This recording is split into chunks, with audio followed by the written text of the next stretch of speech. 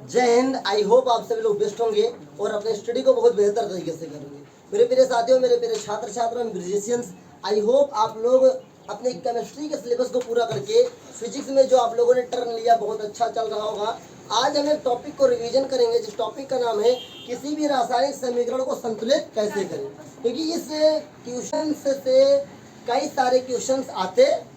ये टॉपिक अपने आप में एक ऐसा टॉपिक है जो भी ऑब्जेक्टिव में भी आता है और बैलेंस करने के लिए भी आता है। इससे 5 नंबर आपका रिस्की रहता है। अगर आप ये सीख जाएंगे तो आप किसी भी रासायनिक समीकरण को संतुलित कर सकते हैं, चाहे वो आपके किसी भी टॉपिक से हो या आप केवल समीकरण को संतुलित कर रहे हैं।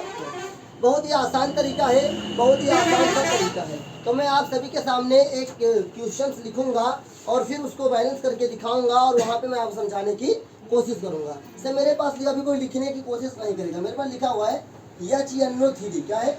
HNO3 प्लस है हमारे पास CaOH का whole gives out CaNO2 NO3 का होल ट्वाइस प्लस क्या भैया? Plus H2। ध्यान दीजिएगा, बहुत ही आसान सा तरीका मैं आपको बताऊंगा। बहुत ही आसान है क्वेश्चन भी। जब भी आप इस प्रकार के प्रश्न को देखें, सबसे पहले 2 चीज आपको आना चाहिए जो आपने क्लास 9 में पढ़ के रखा है। किसी भी सूत्र जो आप लिखा है आपके सामने, उसमें कितने आयन है, प्लस में है या माइनस में, आपको पता होना चाहिए। तो इस साइड वाले पे होता है प्लस का आयन, इस साइड वाले पे होता है माइनस का आयन। जितने आयन होंगे वही नंबर्स लिखे जाते हैं। पहले मैं आपको आयन थोड़ी देर के लिए समझा देता हूँ। जैसे कि मानते हैं कि यहाँ पे लिखा हुआ है HNO3। क्या लिखा है? HNO। इसका नाम है हाइड्रोजन नाइट्रेट। क्या नाम है? इसे नाइट्रिक एसिड भी कहा जाता है। कभी कभी पूछ लेता है कि निम्नलिखित में से नाइट्रिक एसिड का सूत्र क्या है, तो HNO3। देखिए बना कैसे, तो ध्यान से देखिएगा। हाइड्रोजन नाइट्रेट बना कैसे, तो ये हाइड्रोजन है। क्या है? हाइड्रोजन पे होता है प्लस का 1 होता है, और NO3 जिसे बोलते हैं नाइट्रेट, इसमें होता है माइनस का 1। तो क्रॉस मल्टीप्लाई करके सूत्र का निर्माण किया जाता है। आपने क्लास 9 में से पढ़ा होगा। तो इसको यहाँ पे मल्टीप्लाई करेंगे, यहाँ पर 1 है, इसको यहाँ पे मल्टीप्लाई करेंगे, यहाँ पर 1 है, तो 1 तो लिखा नहीं जाता साइंस में, तो हो जाएगा HNO3। तो यहाँ से बना है नाइट्रिक एसिड का फार्मूला। तो अगर आपको ये पता है तो बहुत आसान तरीके से आप इसको समझ सकते। बाकी बहुत ही आसान है।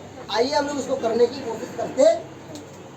पीछे कोई भी अपने आप को डिस्टर्ब नहीं करेगा किसी दूसरे की बातों में, और ना कोई किसी को डिस्टर्ब करने की कोशिश करेगा, क्योंकि अगर इसको आप नहीं समझेंगे तो ये 5 नंबर का आपके लिए खतरा बन जाएगा। ये 5 नंबर का क्वेश्चन से, ये 5 नंबर का क्वेश्चन आपके लिए वेरी इंपॉर्टेंट है। 5 नंबर क्वेश्चन कैसे पूछेगा? सवाल यही है, मान लो आ गया, बताएगा इस रासायनिक समीकरण को संतुलित कीजिए। संतुलित का मतलब होता है कि जो अभिकारक है और जो उत्पाद है, दोनों में सभी तत्वों के मात्रा बराबर होने चाहिए। अगर हाइड्रोजन यहाँ पर 1 है तो वहाँ पर भी हाइड्रोजन 1 होने, यहाँ पर अगर 2 तो यहाँ पर 2 होने, अगर यहाँ पर 3 हो तो यहाँ पर 3 होने। मतलब दोनों पक्षों में, अभिकारक और उत्पाद में जितने भी तत्व इंक्लूड हैं, उनकी मात्राएं क्या होनी चाहिए, तभी उस समीकरण को संतुलित रासायनिक समीकरण कहा गया, वो कहा जाता। तो आइए हम आपको करने का बहुत आसान सा तरीका बताते हैं। ये असंतुलित है। क्या है? और संतुलित कैसे करेंगे, ध्यान से देखिए। सबसे पहले आपको क्या करना है, जो अभिकारक में है उन सभी को लिखना है। क्या क्या है? हाइड्रोजन आपके पास है, हाइड्रोजन लिख लेंगे। नाइट्रोजन है आपके पास, नाइट्रोजन लिख लेंगे। और क्या है? कैल्शियम है। और क्या है? ऑक्सीजन है। ये 4 के अलावा कुछ तो है नहीं। अब ध्यान देखो, हाइड्रोजन कितनी बार है ये लिखिए। हाइड्रोजन यहाँ पर 1 बार है, यहाँ पर कितनी बार है? 2 बार। 2 1 3 बार हो गया। चलिए, नाइट्रोजन कितनी बार है? 1 बार, यहाँ पर 1 लिख देते हैं। ओके। ऑक्सीजन कितनी बार है? 3 2 5, 3 2। और कैल्शियम कितनी बार है? 1 बार। अब ध्यान दो, यहाँ तो हमने इसको लिख लिया। अब इधर लिखने की कोशिश करेंगे जो यहाँ पर लिखा हुआ। यहाँ पर देखो, कैल्शियम कितनी बार है भैया? 1। नाइट्रोजन कितनी बार है? 1। और ऑक्सीजन कितनी बार है? 3 2 6 7। और हाइड्रोजन कितनी बार है? 2। अब इसको बैलेंस कैसे करेंगे, ध्यान दीजिएगा। बहुत आसान तरीका है। जहाँ पर नाइट्रोजन 1 बार है, हाँ नाइट्रोजन 1 बार, सॉरी नाइट्रोजन 2 बार। कितनी बार है? 2 बार। अब देखिए, मैं आपको एक सरल सा तरीका बताता हूँ। जहाँ पर कोई 2 तत्व अभिकारक उत्पाद में 3 और 2 के रेशियो में, क्या हो? 3 और 2, उसका एलसीएम निकालो। 3 दूनी 6, तब 3 2 का एलसीएम कितना निकलेगा? 6।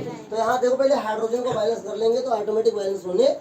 ध्यान दे देखिए, यहाँ पर कितने हाइड्रोजन है? यहाँ पर कितना है? 2।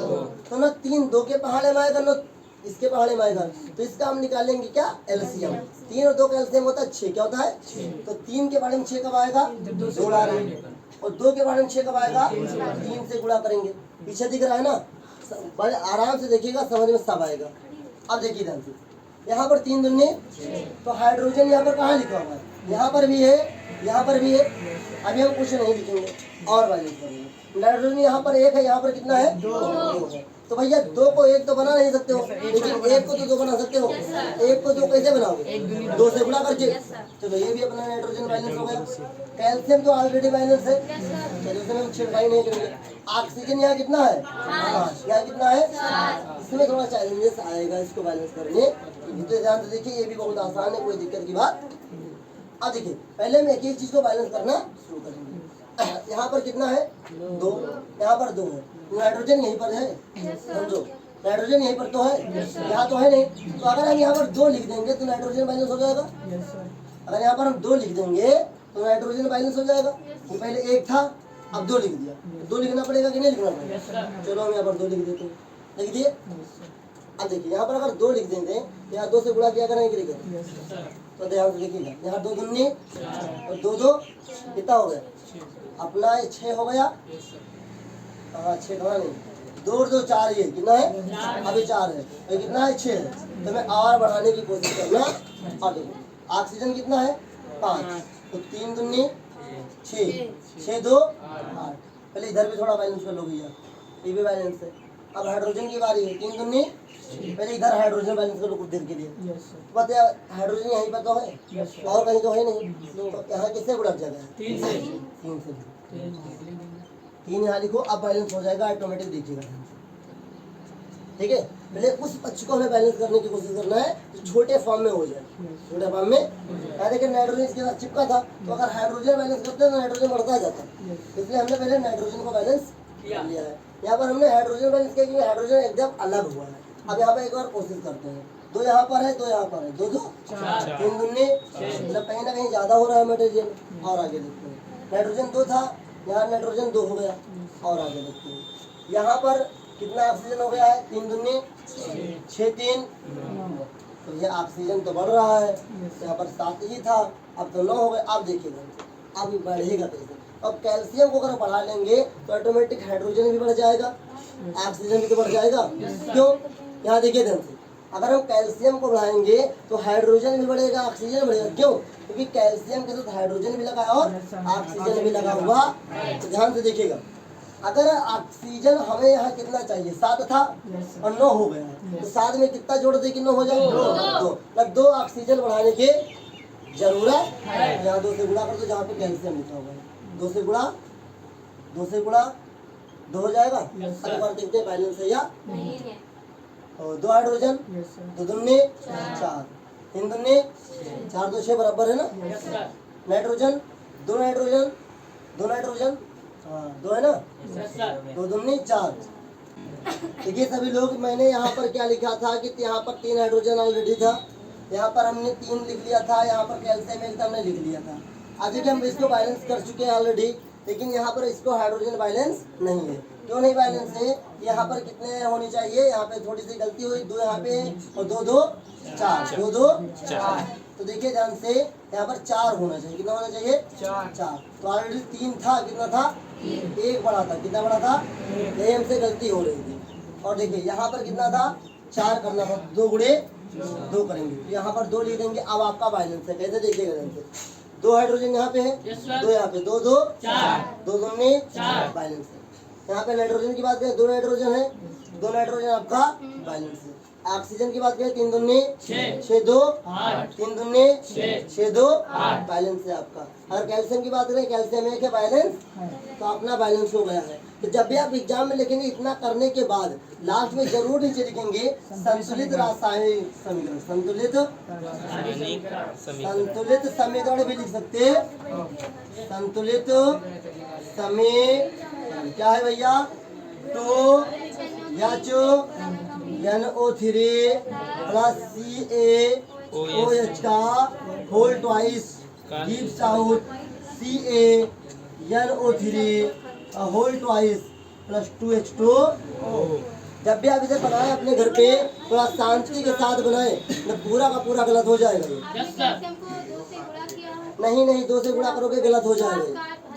हाँ, यहाँ पे काट सकते हैं, यहाँ पे मुझसे गलती हुई, इसे काट सकते हैं, यहाँ से आप काट सकते हैं। ओके, इतना आप इसे पहले उतार लीजिए अच्छी तरीके से। एक बार घर पे आप लोग जरूर इसको करेंगे, एक ही बार नहीं, 2-3 बार करना है। ओके, देखिए आप सभी के अभी तक एक जो इक्वेशन को समीकरण को संतुलित किया है, उसी के समकक्ष में हम लोग अगला समीकरण को संतुलित करने की कोशिश करेंगे। देखिए ये इसलिए इम्पोर्टेंट है कि आप जब भी कोई न्यूमेरिकल से केमिस्ट्री का सॉल्व करते हैं, जो कि सॉल्यूशन के साथ होता है, न्यूमेरिकल होते हैं आपके ये भी केमिकल कंपाउंड वाले, तो आपको ये बैलेंस अगर नहीं करेंगे, आपका पूरा का पूरा मेहनत बर्बाद जाएगा। आप कोई भी रिएक्शन करें, अगर वो बैलेंस नहीं है तो मेहनत बर्बाद जाएगा। इसलिए आपको बैलेंस करना आना चाहिए। एक बार में नहीं आएगा, मुझे विश्वास है 2-3 बार करना पड़ेगा, 1000 बार करना पड़ेगा, लेकिन मजबूरी है करना पड़ेगा। मैं 5 नंबर डूबेगा इसे, ये निश्चित ही आता है। और जो हम करवाएंगे 5 से 6, 10 जो भी 12 करवाएं, उससे बाहर एक भी नहीं आएगा। हम आपको 12 से 13 करवाएंगे, जो नई PDF बच्चों को मिली है उसमें 12 से 13 क्वेश्चन नहीं है, तो 12-13 हम आपको जो करवाएंगे उससे बाहर एक भी क्वेश्चन नहीं आने वाले। लेकिन अगर 12-13 तुम नहीं तैयार कर पाओगे तो नहीं होने वाला, इस चीज़ को याद रखिए।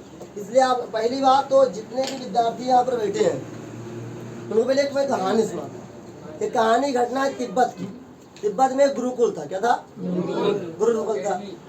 गुरुकुल था पहले, आज से बहुत समय की पहले की बात है। पहले तो ऐसे स्कूल नहीं थे, बेंच नहीं था, गुरुकुल में पढ़ाया जाता था। तो गुरुकुल की बात है, तिब्बत में कहानी है। एक गुरुजी थे, वो अपना आश्रम चला रहे थे, बच्चों को पढ़ाते थे। तो वहाँ पर एक बच्चा, उनका नाम सुन के आया था, जैसे कि कोई का नाम सुन के तुम कहीं चले जाते हो, तो पढ़ने के लिए वहाँ पर आया। तो गुरुजी बोले कि अब तो एडमिशन हमारे यहाँ बंद हो गया है, अब तो हम नहीं पढ़ा सकते हैं। फिर वो बोला कि आप जो कहेंगे हम करने के लिए तैयार है, बस आप पढ़ा दीजिए मुझे, किसी तरीके से कहीं भी बैठा के पढ़ा दीजिए, मैं पढ़ लूँगा। तो उसे पता नहीं क्या अटपटांग पटपटांग काम बोलते थे, कहीं झाड़ू लगाने के लिए बोलते थे, भी काम झाड़ू बहुत अच्छा लगाता था, और खाना बनाने के लिए बोलते थे तो खाना बहुत अच्छा बनाता था। मतलब उसे जो भी बोलते वो कर डालता। ये नहीं पूछता था कि ये क्यों करना है, कैसे करना है, वो कर डालता। वो अच्छी तरीके से काम को करता था। ये नहीं कि भैया पढ़ने आए आश्रम में, हमसे झाड़ू लगाने के लिए बोला गया तो हम क्यों लगाए, ये भी तो पूछ सकता। तो उसके मन में सवाल नहीं आया। एक बार की बात है, जब उसके गुरु ने बहुत परेशान हो गए उससे कि अब इसको पढ़ाना नहीं चाहता हूँ और जगह हमारे पास है नहीं, तो कुछ दूसरा उपाय करता हूँ। तो एक बार उससे बोल दिए कि जाओ भाई तुम क्या बोलते हैं उसको, पहाड़ पे टहलाने के लिए गए। फिर बोला गुरुजी अब यहाँ पर क्या करना है, तो गुरुजी बोले तू कूद जा यहाँ से। तो कूद गया भैया। अब अगर कोई पहाड़ से कूदेगा तो मर जाएगा, लेकिन जब कूदा और उसको नीचे देखा गया तो भाई आराम से बैठ कर ओम जाप कर रहा है। तो गुरुजी बड़े आश्चर्यजनक, इसको कुछ हुआ भी नहीं। फिर परेशान, फिर एक दिन की बात है, समुंदर के पास गए। अब समुंदर के पास गए तो फिर पूछा कि भैया यहाँ पर क्या करना है, तो बोला कि जब पानी पर चल, तो पानी चलने लगा। तो सच में वो चलने लगा, ये बात सत्य है, घटना ऐसा था, गूगल करेंगे आपको मिलेगा। तो गुरुजी ने पूछा उस बालक को बाहर निकाल के, बड़े अचंभे कि पानी में लोग डूबने लगते हैं, अरे पानी में पैर तो अंदर जाएगा लेकिन चल कैसे सकता है, पानी में आप चल नहीं पाएंगे इतनी जल्दी, क्यों चल सकता था। फिर उसको, उनके गुरुजी को बड़ी परेशानी हुई कि ये कैसे हुआ। तो उससे पूछा गया बालक से कि तुम इतने खतरनाक काम कहीं से कूद जाते हो, कहीं कुछ हो जाता है, लेकिन तुम कैसे कर लेते हो। तो बोला बस कर देते हैं, आप कहते हैं हम कर देते हैं, आप कहते हैं हम कर देते हैं। फिर गुरुजी को विश्वास है कि कैसे चला, तो हम भी चल के देखते हैं। तो पानी में वो डूबे लगे, गुरुजी चलने शुरू किया तो क्या हुआ, डूबे लगे। अब गुरुजी बाहर निकल गए। फिर लड़के से पूछे तुम कैसे कर रहे थे, कोई जादू तो जानते हो क्या। तो लड़का बोला कि हम जादू तो नहीं जानते हैं, आप बोलते थे हम कर देते थे। फिर बोले जाओ दोबारा करके दिखाओ, बोला आप नहीं करेंगे, बोला हम। क्या कारण उसने पूछा गुरुजी ने, तो कहा अब तो हम आपको देख रहे डूबते डूबते, हम भी डूब जाएंगे। इसके कहानी का सारांश ये है कि विश्वास था उसको, क्या था, उस स्टूडेंट को अपने गुरुजी पे इतना विश्वास था कि जो कह रहे हैं मेरे भलाई के लिए ही। लेकिन जब उस देखेंगे कि गुरुजी डूबे जैसे, तो हम तो डूब जाए। समझ में कुछ आ रहा है कहानी का मतलब क्या है। कहानी का मतलब जो मैं तुम्हें कह रहा हूँ कुछ एक्सपीरियंस के साथ कह रहा हूँ। अगर मैं कह रहा हूँ ये करो तो कर डालो, और तुम हमका डूबत देखी ना पही पहली बात तो वही डूबे दिखाओगे तो कुछ करो तब तो डुबाए भी होगा, लेकिन जानकारी बढ़े तो डुबाए भी हो। अगर सामने वाले से कम जानकारी पास है तुम्हारे तो कहाँ डुबा भी होगा। इसलिए गुरुजी जो कह रहे हैं कुछ एक्सपीरियंस के साथ कह रहे हैं। हम तुम्हें बोल रहे हैं ये करो, ये पढ़ के आओ तो पढ़ के आओ। हम तुम्हें कह रहे ये करो तो करोगे। हम बोले क्लास के टाइम शांत रहो, शांत रहो, शांत, गांधी जी ने भी कहा है सादा जीवन उच्च विचार। गांधी जी का स्लोगन है सादा जीवन उच्च विचार कहा है। ये सादे जीवन पे विश्वास रखिए। आप किसी डीएम को देखे होंगे, किसी एसपी को देखे होंगे, किसी मुख्यमंत्री को देखे होंगे। अरे वाह, हमारे देश के समय राष्ट्रपति द्रौपदी मुर्मू जी हैं, उनकी वेशभूषा देखिए, उनका पहनावा देखिए, एकदम सिंपल है। उनकी ये तो आज लाखों की इनकम है, जो कहते हैं उनके लिए तो फिदा है पूरा देश। फिर वो कुछ फैशन करते हैं? नहीं करते हैं। जो चाहे वो कुछ कर सकते हैं, लेकिन करते नहीं, क्योंकि उनको पता है कि देश को चलाना है। तो देश हमारा विविधता का देश है। क्या है? अगर वही फैशन करना शुरू कर देंगे तो फिर बचपन वाला सब कहानी शुरू हुई, हरा दे भैया उनका है, तो वो भी फैशन कर रहे हैं, हम भी फैशन करेंगे। इसलिए जितने बड़े लेवल पे आप जाते हैं जिम्मेदारियां उतनी बढ़ती जाती हैं। आप जैसे जैसे बड़े क्लास में जाएंगे जिम्मेदारियां बढ़ती जाएंगी। आप छोटे क्लास में थे कम जिम्मेदारी था, उससे बड़े क्लास में कम जिम्मेदारी था। जैसे जैसे आपके पास लेवल बढ़ता जाएगा जिम्मेदारी बढ़ता जाएगा। तो आप जिम्मेदारी को सीखिए, निभाना सीखिए। आज के समय में किसी भी टीम को लीड करना सबसे कठिन बात होता है। अगर तुम एक भी गलती करोगे, तभी तो मैंने बोला था कि डॉक्टर एक गलती करेगा किसी की जान जा सकती है। डॉक्टर एक गलती करेगा किसी की एक की जान जाएगी, पुलिस एक गलती करेगा किसी एक अपराधी की जान जाएगा, वकील जज एक करेगा एक का जान जाएगा, दो का जान जाएगा। लेकिन अगर टीचर ने एक गलती की तो पता नहीं कितनों की जिंदगी बर्बाद हो सकती है, कई पीढ़ियां बर्बाद हो सकती है। इसलिए मेरा आपसे निवेदन है कि जब भी आपको पढ़ाया जाए, आप और मैं पे केवल ध्यान दीजिए, आप और मैं पे ध्यान दीजिए। मेरा आपसे यही निवेदन है, जब भी आप कहीं क्लास में पढ़े, कहीं कोचिंग में पढ़े, यहाँ पढ़े, एक केवल ध्यान रखिए, मैं और आप। ना आपके बगल वाला है आपके साथ, ना आपके त्रिकल वाला है, केवल मैं और आप पे ध्यान दीजिए। इस क्लास में केवल मैं हूँ और आप हूँ, और कोई नहीं है। आप किसी पर ध्यान दीजिए नहीं, आप और मैं पे कनेक्शन लाइए, आप जल्दी आगे बढ़ेंगे। समझ में आया? अगर अभी आप मेरा हाथ पकड़ के साथ चलोगे तो किसी का पैर नहीं पकड़ना पड़ेगा, इस बात को याद रखो।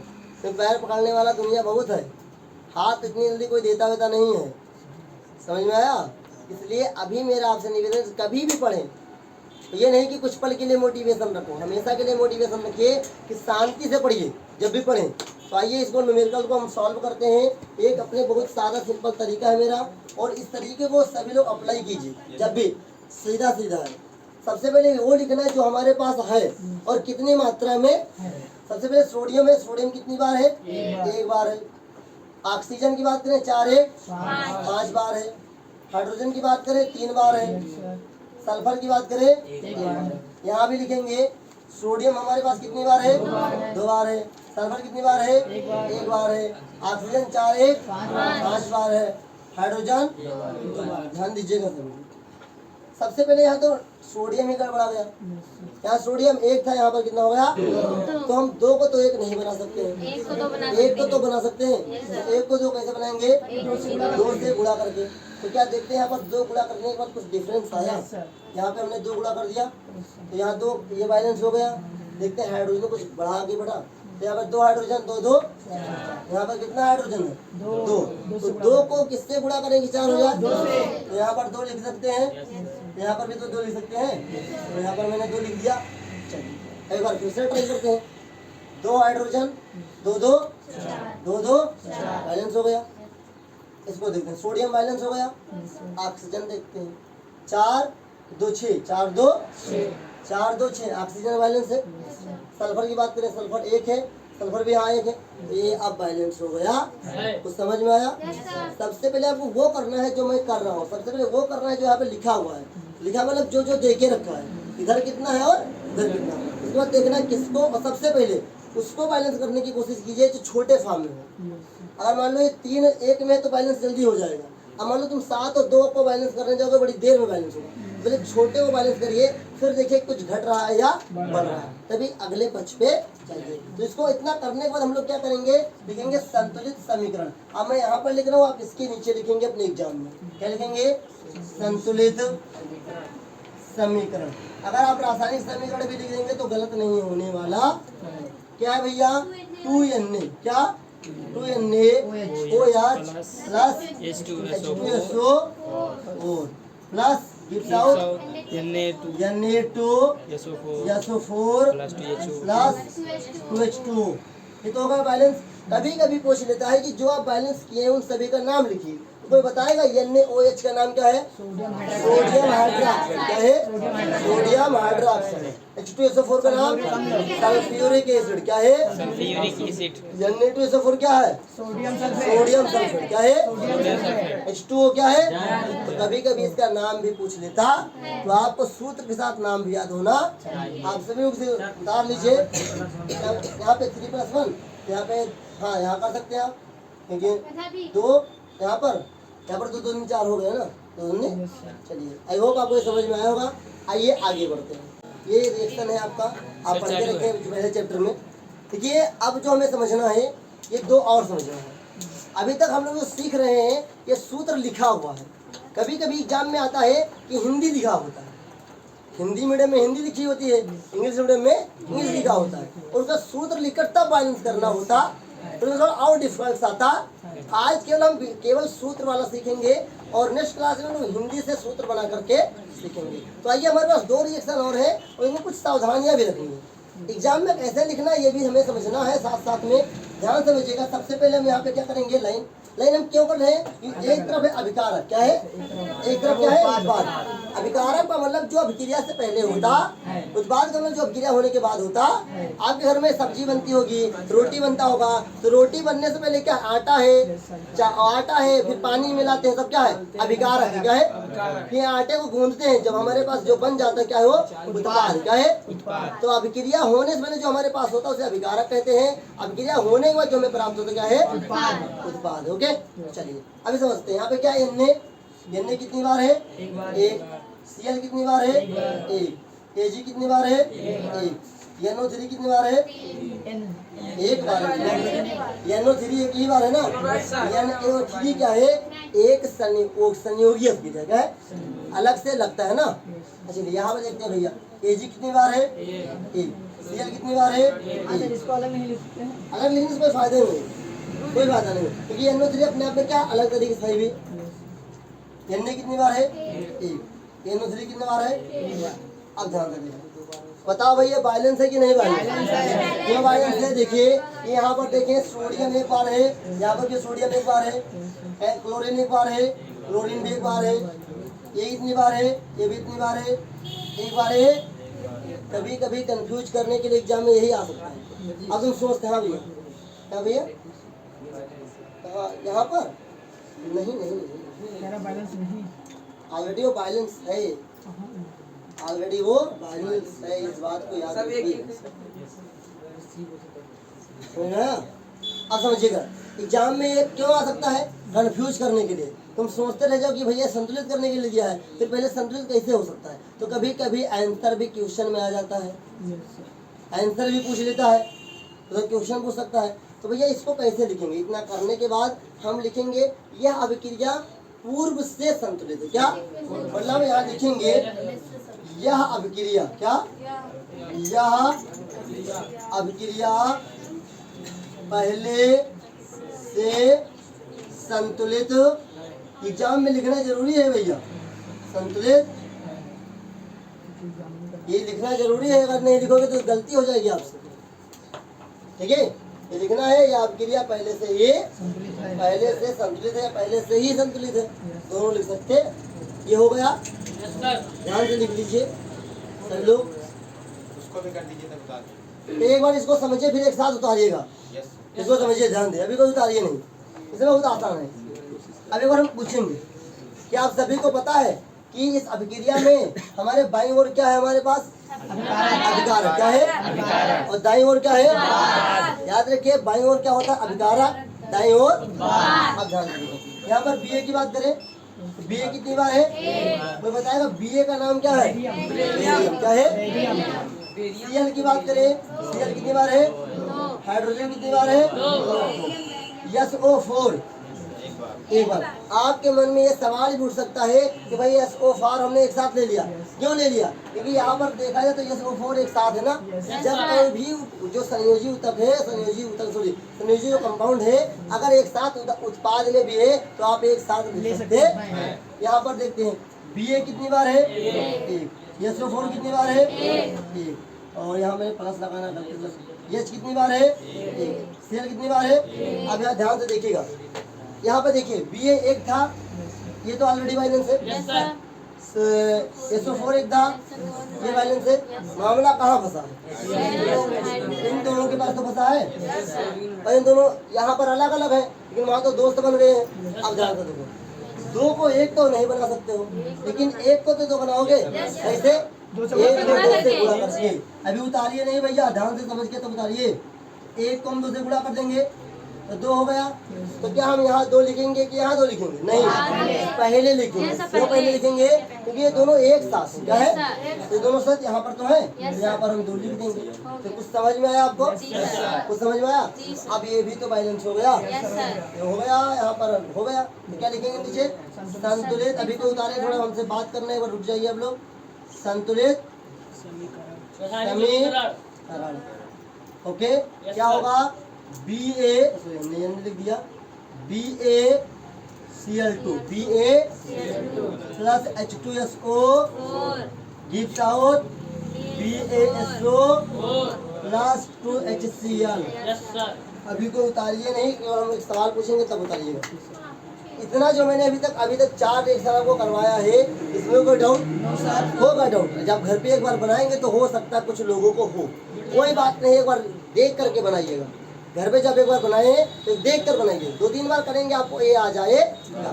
पर आपको ये जरूर पता होना चाहिए कि यहाँ पर दो क्यों लग जाता है, यहाँ पर दो गायब कैसे हो गया, यहाँ पर Cl पर कितना लगा है, यहाँ पर दो गायब कैसे हो गए, ये आप धीरे धीरे जानने की कोशिश करें। तो आइए हम लोग इस बैलेंस करने के बाद थोड़ा कुछ समय इस पे भी देते हैं कि कहाँ पर दो लग जाता है, कहाँ पर एक लग जाता है और क्यों लग जाता है। तो आइए हम लोग आगे बढ़ते हैं और सीखते हैं कि यहाँ पर दो और एक कहाँ पर लग जाता है और क्यों लग जाता है। आइए आगे। अब आप सभी लोग एक बार फिर से ध्यान दीजिएगा। अब मैं आपको थोड़ी देर वो सिखाऊंगा जो आपने क्लास 10 में पढ़ के रखा है, लेकिन ध्यान से पढ़ा नहीं है। अगर उसको नहीं ध्यान में रखोगे तो क्लास 10 की केमिस्ट्री में आने वाले जितने भी एग्जाम्स आप देंगे केमिस्ट्री इंक्लूड होगा, वहाँ पर दिक्कत हो सकता है। इससे आपको बनाना है सोडियम सल्फेट। क्या बनाना है? Sodium sulphate. सोडियम आपके पास अगर क्लास 9 की बुक है तो एक बार मेरा आपसे विनती है कि आपके पास जो चैप्टर 4 है उसे एक बार घर से अच्छी तरीके से पढ़ लीजिए, वही काम करेगा इसमें। हाँ, सोडियम सल्फेट मान लो ये है, क्या है? सोडियम सल्फेट है।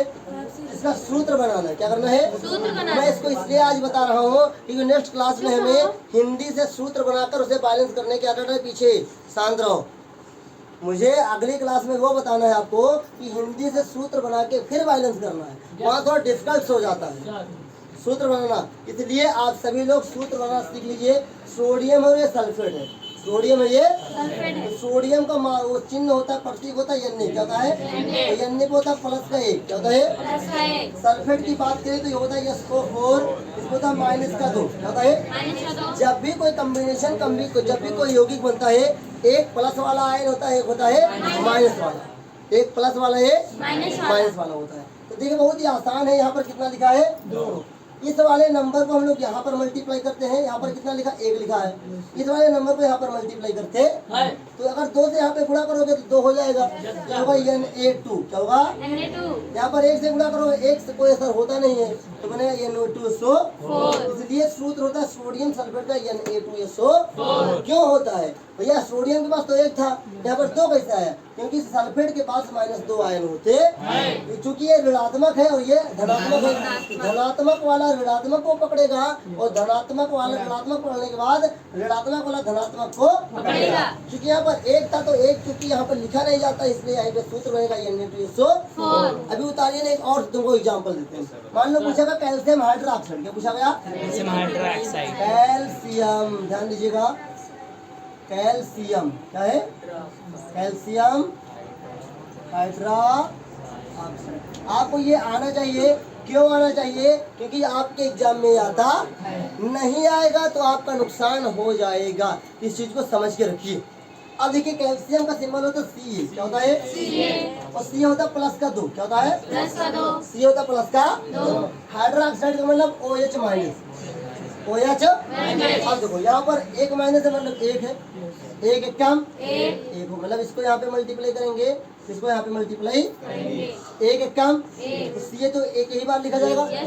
यहाँ पर OH2 बहुत बच्चे लिख देते हैं ये गलत हो जाए, होल ट्वाइस लगाना जरूरी। क्यों लगाना जरूरी है?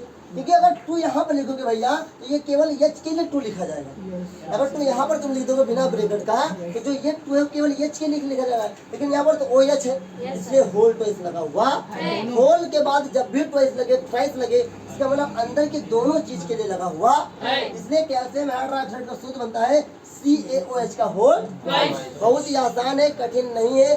बस आपसे मेरी विनती है कि नेक्स्ट क्लास जब भी आप ले आए, जब भी आपकी नेक्स्ट क्लास होगी, इसके बाद शायद कल ही नेक्स्ट क्लास है केमिस्ट्री की फिर से, तो हम सिखाएंगे नेक्स्ट क्लास में आपको कि हिंदी से किसी सूत्र को कैसे बनाएं और उसको बैलेंस कैसे करें। लेकिन उससे पहले मेरी विनती आपसे कि केमिस्ट्री का चैप्टर 4 पढ़ के जरूर आइए क्लास 9 का, तभी आपको जल्दी से समझ में आएगा। तो आज के लिए इतना ही रखते हैं, मिलेंगे नेक्स्ट क्लास में, तब तक के लिए जय हिंद।